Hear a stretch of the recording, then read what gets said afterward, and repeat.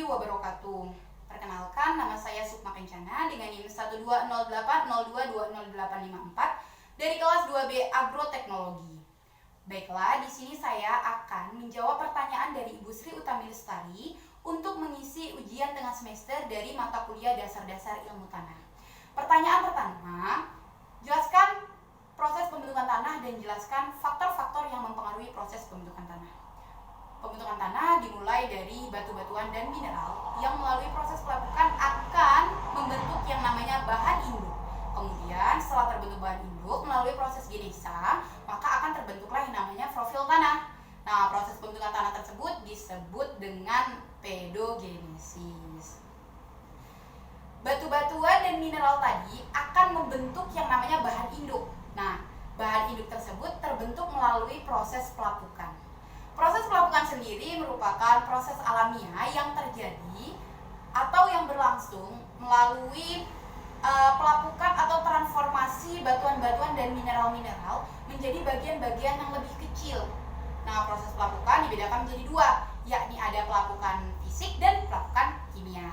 Pelapukan fisik merupakan pelapukan batu-batuan dan mineral menjadi bagian-bagian atau bahan-bahan yang kecil tanpa mempengaruhi sifat kimianya. Sedangkan pelapukan kimia merupakan pelapukan yang terjadi atau membuat batuan-batuan dan mineralnya menjadi bagian-bagian yang lebih kecil lagi yang diiringi dengan perubahan sifat kimianya.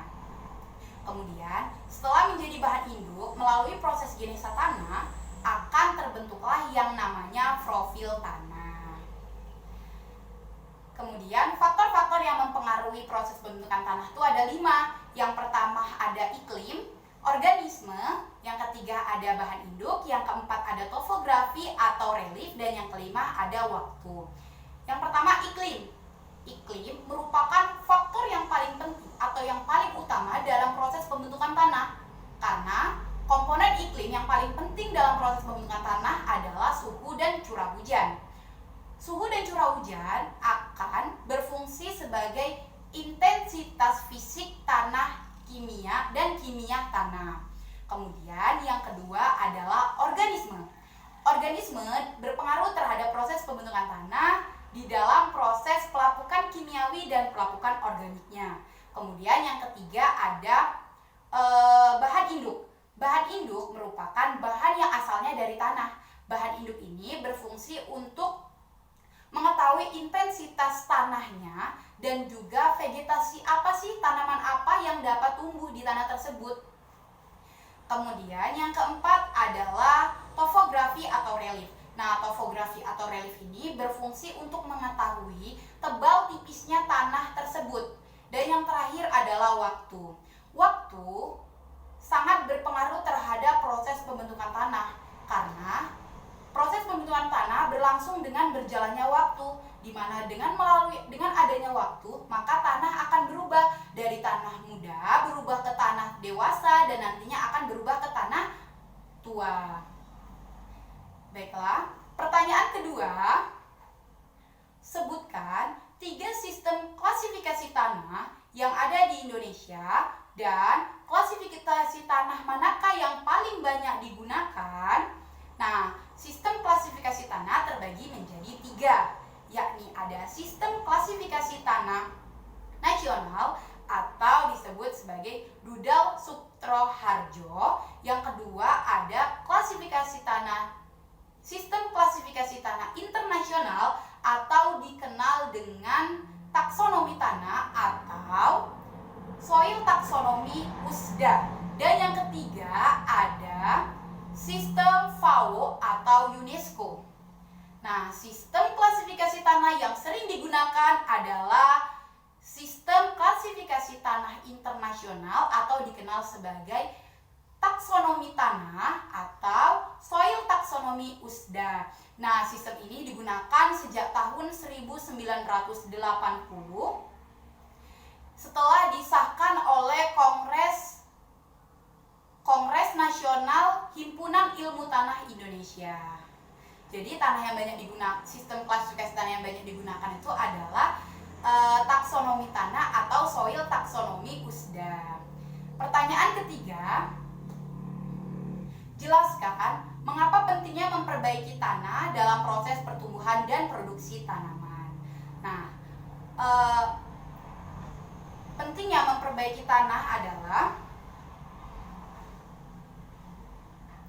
tanah sangat berpengaruh terhadap proses pertumbuhan dan produksi tanamannya. Kondisi tanah sangat mempengaruhi kondisi drainase dan airasi tanahnya. Apabila kondisi drainase dan airasi tanahnya baik, maka secara otomatis kondisi tanah tersebut juga akan baik pula. Nah, mengapa proses pembentukan tanah sangat penting dalam proses pertumbuhan dan produksi tanaman itu? Karena proses tersebut dapat meningkatkan kesuburan tanah dan dapat meningkatkan ketersediaan kandungan unsur hara serta dapat meningkatkan aktivitas mikrobiologi tanahnya. Sementara itu atau selain itu, proses tersebut juga sangat berpengaruh karena dapat membuat sistem perakaran pada tanaman itu, membantu sistem perakaran pada tanaman di dalam proses penetrasi dan mengabsorpsi. Artinya dapat membantu proses perakaran pada tanaman itu untuk melakukan yang namanya penetrasi dan absorpsi, yaitu mengabsorpsi kandungan unsur hara dan juga air. Nah, oleh karena itu, sehingga itu dapat mempengaruhi kualitas produksi dan juga tanamannya. Sementara itu, kandungan unsur hara mikro dan makro atau disebut sebagai bahan organik sangat penting dalam produksi tanamannya. Pertanyaan keempat, sebutkan 2 macam pori-pori tanah dan jelaskan perbedaannya.